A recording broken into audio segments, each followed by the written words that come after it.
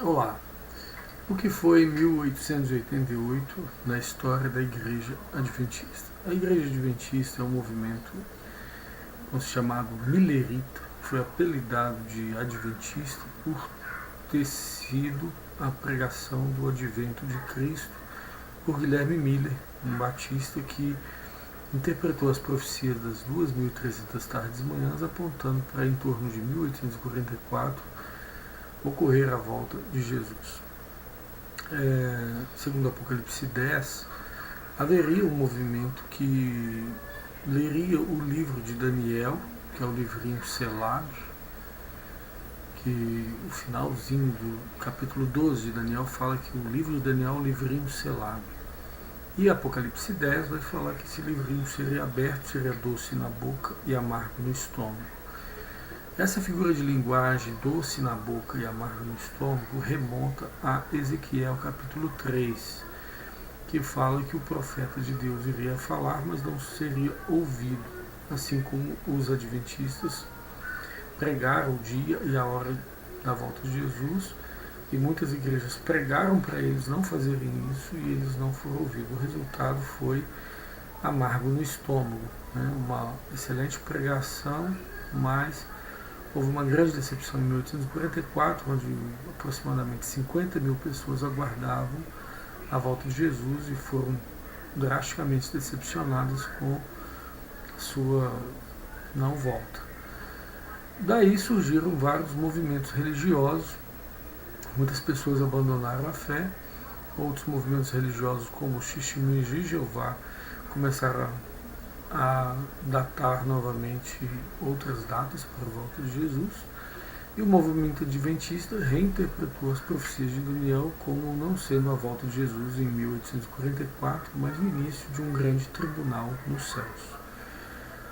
E esse tribunal nos céus seria um tribunal que se iniciou no fim das 2.300 tardes e manhãs, ele é apresentado em Daniel capítulo 7, verso 13, e coincide com o final ali das 2.300 tardes e manhãs.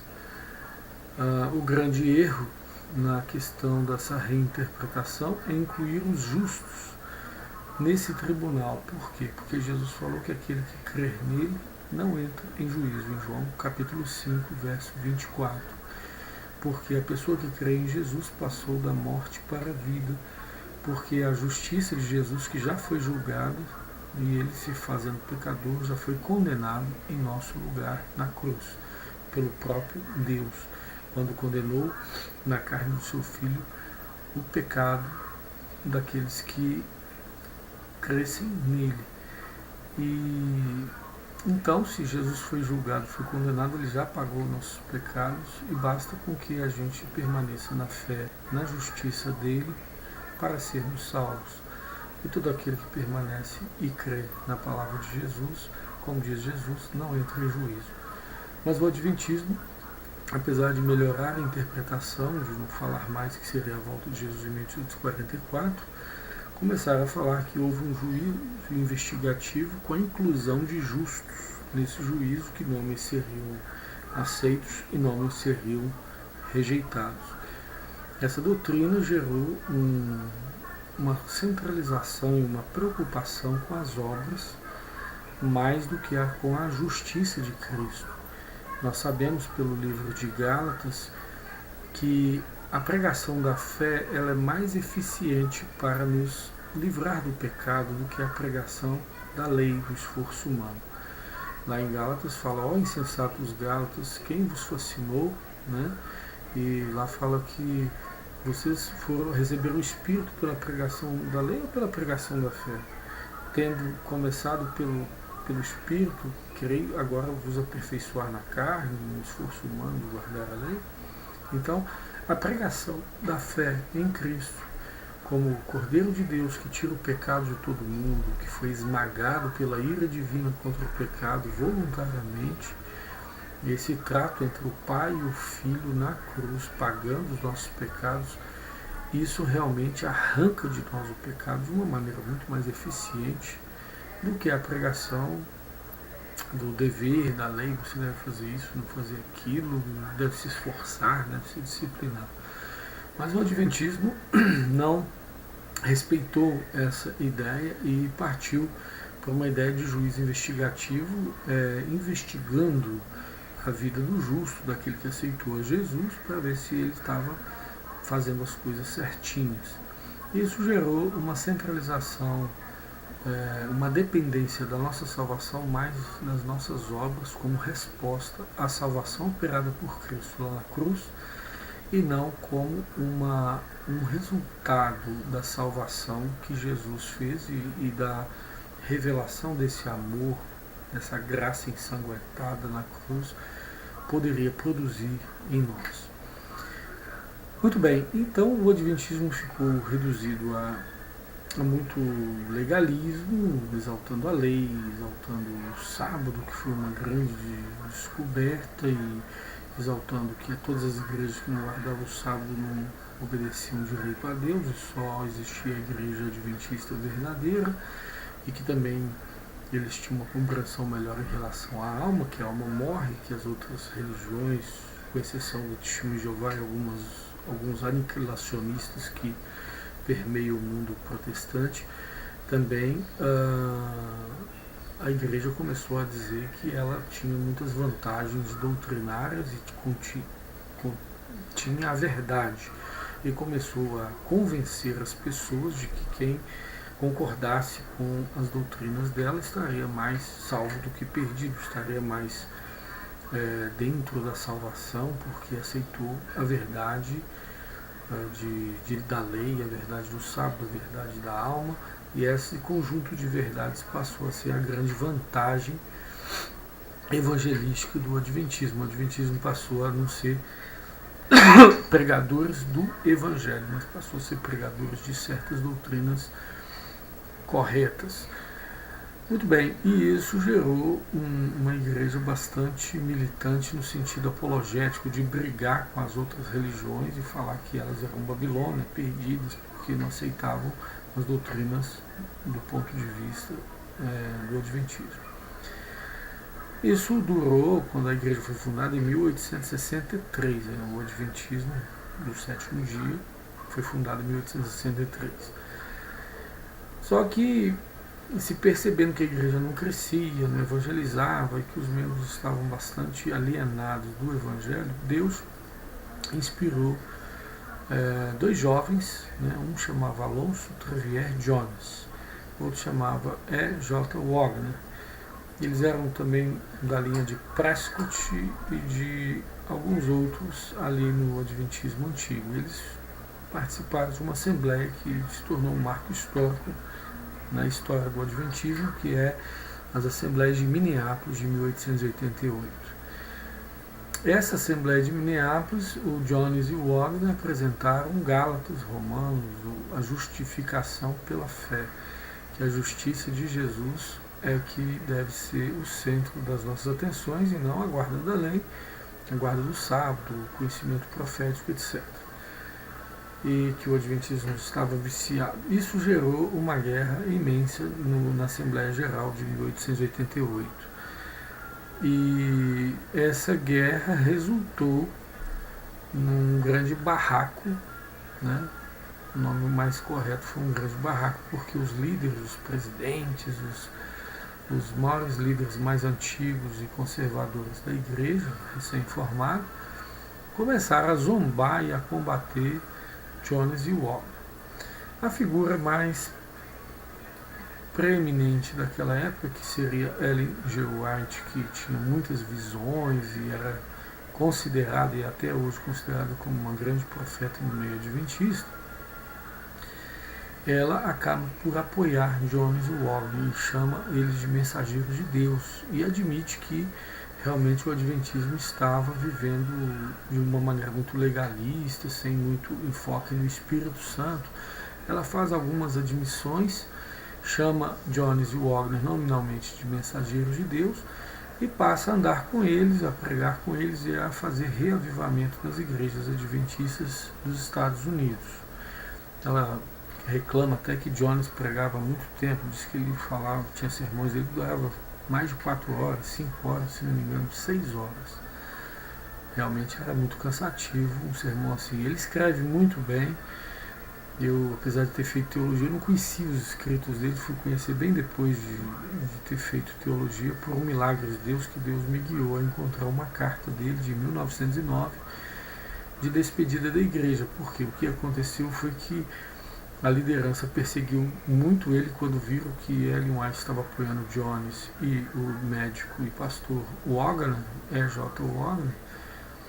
Ela praticamente forçou a saída de Ellen G. White dos Estados Unidos e mandaram ela para a Austrália contra a vontade dela. Ela escreve falando que não foi da vontade de Deus que isso ocorresse e que a igreja, por rejeitar a mensagem da justiça pela fé, iria caminhar no deserto durante 40 anos, igual ao povo de Israel, e não iria ver a volta de Cristo. E ela chega a falar que Cristo poderia ter voltado se caso a igreja realmente tivesse aceitado essa mensagem, e que enquanto a igreja adventista do sétimo dia não aceitar a mensagem da justiça pela fé, da nova aliança, do Novo Testamento, dos dons espirituais, etc., que estava tudo incluído ali, Jesus não voltaria, a chuva serôdia não desceria na igreja. Ellen White vai para a Austrália, fica lá 9, quase 10 anos, e quando ela volta, já velhinha, ela não apoia mais Jones e Wagner, e ela muda de lado e fica do lado da liderança. Havia na época também muito reclamação de que ela copiava os escritos dos outros, que Caminho a Cristo era de Fanny Bolton, que reivindicou, era uma assistente de Ellen White que reivindicou a autoria, e Prescott foi designado a observar se Ellen G. White havia copiado o Grande Conflito ou não, e verificou-se que 80% do livro era cópia de autores protestantes, como Aubigné. E por isso somente o Grande Conflito está, entre aspas, né, a citação dos autores, e não os outros livros. Os outros livros também foi verificado pelo Dr. Veltman, depois que Walter Rea lançou White Lie, que é um Mentira Branca, que é um livro que demonstra, né, que existe muitas cópias literárias, que 70% em média do material de Ellen G. White é cópia de grandes autores que ela colocou o nome dela. Na carta de despedida de Jones também, quando ele foi cassado e retirado sua credencial, ele tem uma reclamação a este respeito. É importante citar isso para a igreja porque existe uma certa idolatria em relação a Ellen White como um grande profeta, e como os escritos dela não abrangem muito bem o Novo Testamento, a Nova Aliança, a justiça pela fé, acaba que quando a igreja considera a interpretação dela como aquela que norteia toda a interpretação bíblica, isso faz com que a igreja seja impedida de avançar no conhecimento do Novo Testamento, avançar no conhecimento que está muito bem explanado por Spurgeon, por John Piper, por Paul Washer, por Baxter, por Lutero, por Calvino, por grandes Josemar Besser, moderno aí da Igreja Presbiteriana, que eles explanam a graça com muito mais propriedade do que a cultura teológica adventista ou de Ellen G. White pôde fazer. Oswald Chambers, tem autores aí, Richard Wurmbrand, tem autores maravilhosos, que Chris White, tal, tem muita gente boa aí que a gente ficou de certa forma sem ter contato com esses grandes autores, porque Ellen G. White chamou a glória toda para si, dizendo que só ela escreveu todos aqueles livros que se denomina Espírito de Profecia, quando na verdade ela estava copiando muitos autores. Isso é bom frisar, a Associação Geral já sabe disso, os presidentes do Centro White já sabem disso, que na verdade ela não tomou empréstimos literários, porque a palavra empréstimo quer dizer devolução, ela realmente roubou, né, autores de muitos pensamentos tal dos outros, e chamando a glória para si, criando uma idolatria em torno dela mesma. Hoje a igreja sofre muito por praticar uma idolatria. Ellen White sofre muito por reduzir a compreensão bíblica ao que ela entendeu, e carece de uma remodelagem para que a igreja volte ao Evangelho de Jesus, das cartas paulinas, dos apóstolos, para que a gente possa ter uma compreensão mais do Evangelho em si e não de uma cultura que foi centralizada em determinados livros, copiados e não citados os seus autores, né, como O Desejado das Nações, de John Harris, que é o grande professor, que grande parte do Desejado das Nações é uma verdadeira cópia do John Harris. E assim vários livros.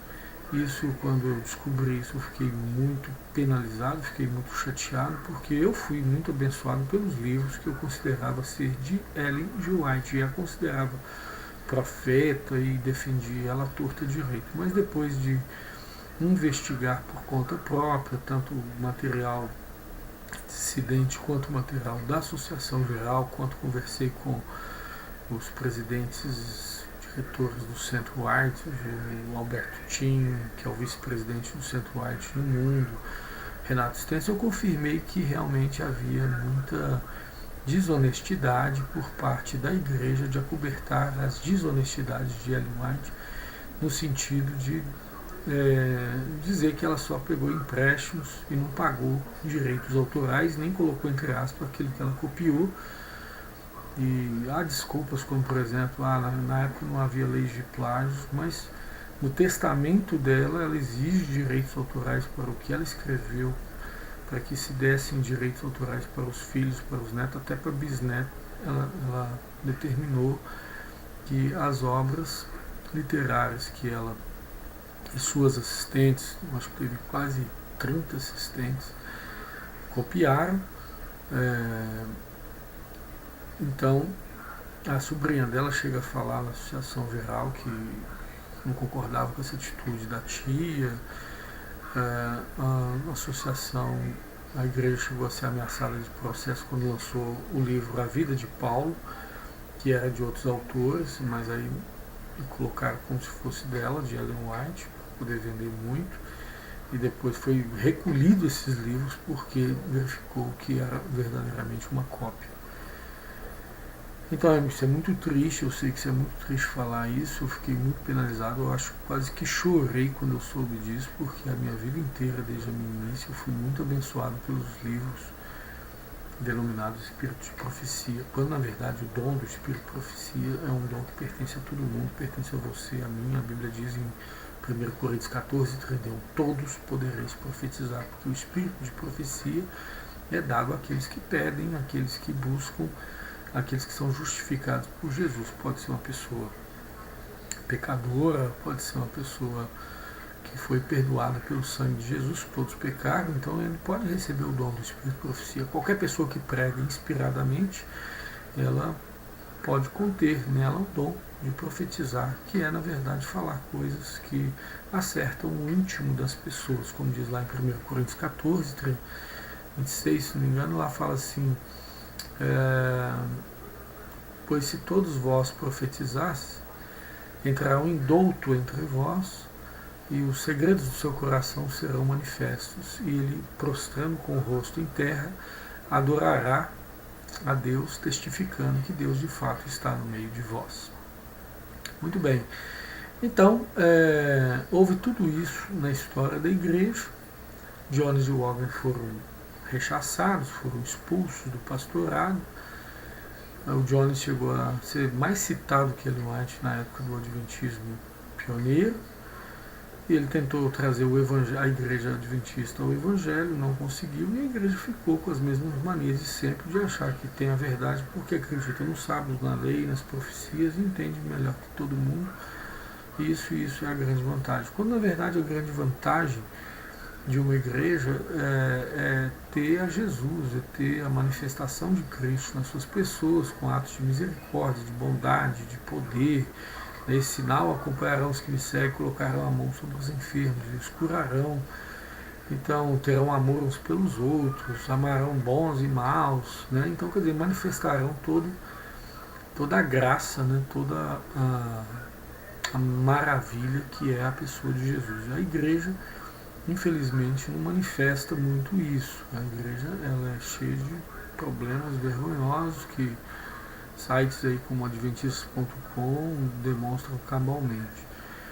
No entanto, a igreja é convidada hoje por Deus e pelas nossas mensagens a voltar ao Evangelho, pelas mensagens também de grandes homens, pregadores como o Paul Washer, o John Piper, esse pessoal aí que realmente entende de Novo Testamento, entende do Evangelho, e Deus deu uma visão, não somente a mim, mas a outras pessoas, e a gente viu isso acordados, né? Não foi algo, no meu caso não foi sonho, eu vi assim, ainda mostrei para as pessoas, a Igreja Adventista Nova Aliança. Voltei lá, era uma casa abandonada, eu vi 4 vezes. Isso me encorajou a estudar a Nova Aliança, as diferenças entre a velha e a Nova Aliança. Aí eu pude entender 2 Coríntios 3, quando fala que a velha aliança foi gloriosa e tal, mas em nada resplandece diante da sobreexcelente glória do ministério do Espírito Santo, que é a Nova Aliança. Então, eu estou fazendo esse vídeo na esperança de que vocês estudem a Bíblia, percebam que existe uma grande diferença entre o judaísmo, centralizado em Moisés, nas leis, e cristianismo, centralizado em Cristo e no Espírito Santo.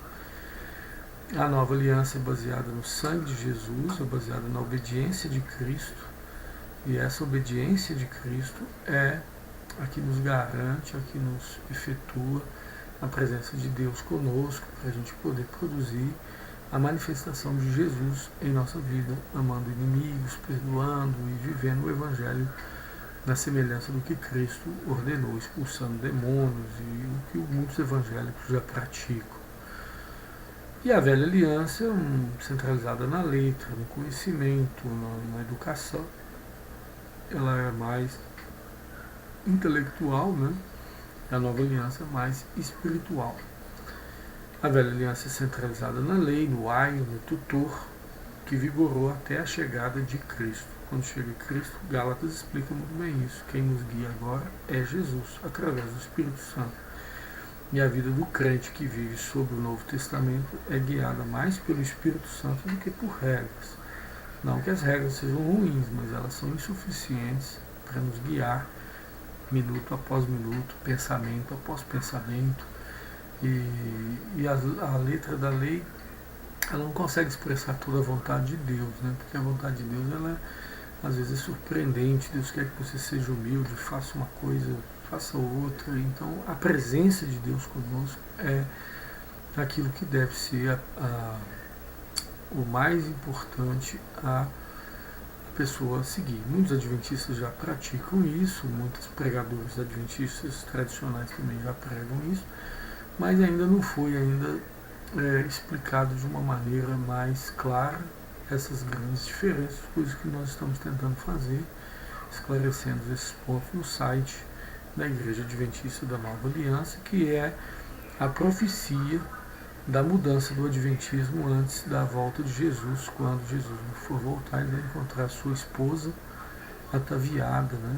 Então a esposa de Cristo, que é aqueles que servem a Deus em espírito e em verdade, que às vezes não tem nem uma placa de igreja, eles vão estar seguindo o ministério do Espírito Santo, que é a Nova Aliança. E a Igreja Adventista da Nova Aliança, ela tem características bem distintas em relação ao Adventismo tradicional. E vou falar sobre isso em outra oportunidade. Obrigado e que Deus nos abençoe.